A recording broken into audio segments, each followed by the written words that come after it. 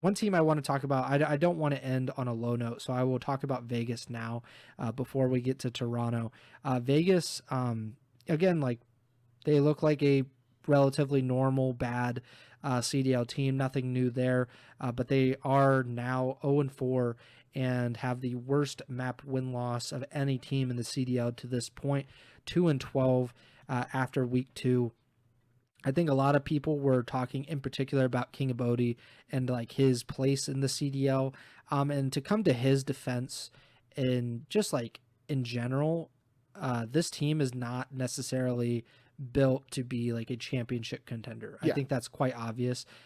It's built to grow the scene in the Middle East and Saudi Arabia in particular. So, like, the fact that he's on this roster is kind of indicative of that. I understand why some people would push back against that, but I think Clayster made the point on Twitter, and obviously he is biased in that regard because he is an assistant coach for Vegas at this point. But if you look at what the Legion were doing the last few seasons, where they were fielding, a minimum roster, essentially trying to spend as little money as possible on their team, while maintaining that they had a CDL team, I would much prefer this, where there's at least a goal, or there's some semblance of a goal for the Vegas Falcons in kind of promoting Call of Duty in a different region that Call of Duty is not necessarily known for, rather than Vegas, who's just kind of not getting to champs, or getting close to champs, and not fielding championship level rosters anyway. So I'm more in favor of that. But Kicks looks good. Like, he looks like he might be like a CDL level player, at least just in the talent department. So for that part, it's good. It kind of exposes us to new talent and guys that we would have never really seen at this stage, at least. Other than if not for the Vegas Falcons coming in. So I'll say that. I don't know if you had any thoughts about Vegas and kind of what they're doing right now, but it's obvious that they're the worst team in the CDL. I don't think other CDL teams should be losing a series to them, but I think it's possible. Like, they're able to, they pulled off a map against FaZe. I don't know if that says something about Vegas. I don't know if it says more about FaZe. They won a map against Carolina, which is impressive. That's something that FaZe didn't do. So I don't know. What have you made of Vegas so far? No, I mean, just overall, like even some of those worst teams that we talk about, like who was it, 2022 Paris Legion or whatever, the team Something that like won that. only 2 games, and then even a team like Boston last year, like those teams didn't, like the Paris Legion team that only won 2 games. Yeah, sure, they only won 2 games, but like let's just for the sake of recency using Boston last year, I think the Boston team had 8 wins last year in the CDL season, not counting the Esports World Cup. So like even your team that's at the very bottom of the barrel is still winning matches. So realistically, this has been the case in Call of Duty, no matter what, is that any team can beat another team on any given day. Now this Vegas Falcons team is at more of a disadvantage than some of those other teams in previous years where the players on the team just don't have that CDL experience. This is the best competition they have played against in their Call of Duty careers.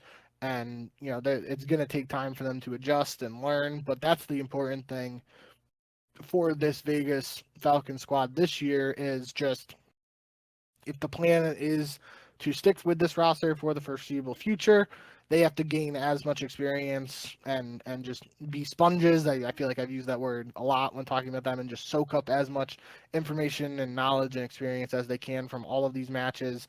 Like, yeah, you don't want to go a full season without winning or anything like that, but these teams, like, whatever the sayings are about like losing is learning, yada yada. I don't need to go on too long about it, but realistically, like that's just where that team is right now. Is like they're gonna go in, and I highlighted it in the past episodes. Like there was that moment against Carolina. I remember. I think it might have been Khaled or Kicks or whatever. I can't even remember who it was now, but he was on Skyline Search against Carolina, and like it was like a very tight angle. He was by the stairs by piano, and he was looking towards the bomb, and Slasher was on a head glitch on the table, and he just like literally like just aimed right on it and snapped and evaporated last year, and I was like, holy shit, like that just really took me off guard. Like, probably anybody else does it, I probably would have had a similar reaction, but just not just like, wow, I'm mind blown that just happened like that. Um, but that's just like these guys can shoot, and they're just gonna have to learn how to play the game the way it's played over here. And like I said, this is the best experience they're gonna. This is the most valuable time they have to learn and gain experience. And um we'll have to see how they're able to go from here. But I mean, it's gonna. I feel like it's inevitable that they're gonna win a match this year, Yeah. and then we're gonna have a whole talk about, oh my God, like is this the sign of the apocalypse or something like that? No, it's not. It's not necessarily that. I think I feel like it's inevitable, it will happen, and we'll have a conversation about it when it does.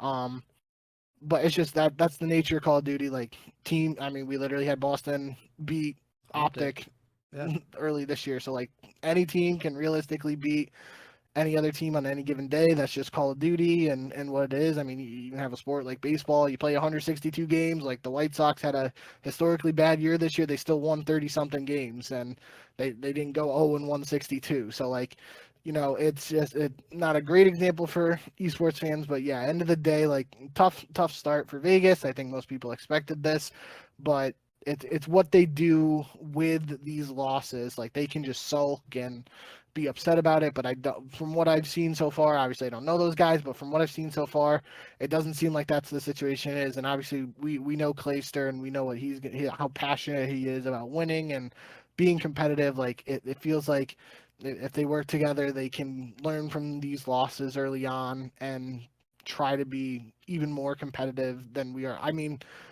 quite frankly, there were probably some CDL fans who thought they wouldn't even win a map to start the year, right? But they've definitely Mhm. been more competitive than even those very pessimistic onlookers would, just expect from the squad. So yeah, I think the bar is low for a lot of people's expectations for Vegas Falcons, but I think even the low bar is slightly higher than what people would have thought going right into the season.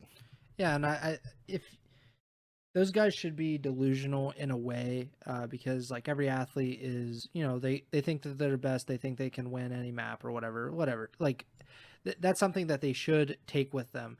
At the same point, they should understand, and people around them should be understanding, like, okay, we're going to lose. Like, we did not build a championship level roster. It's going to be very difficult, especially in the beginning. But as long as we're making progress, then that's kind of a win in and of itself.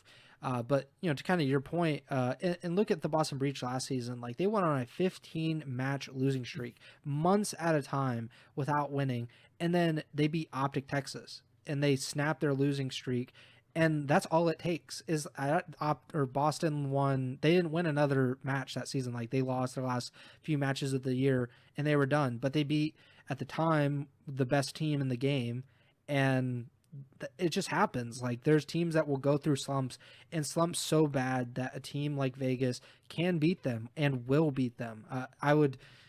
I'd be stunned if they went 0 and whatever 28 or whatever it is, however many matches they'll play this season. That just seems impossible at this point. So they will win eventually, and like you said, we will be talking about it like, oh my God, should this other team break up because it's so bad? But they've done about as expected, a little bit better than expected to this point in the season.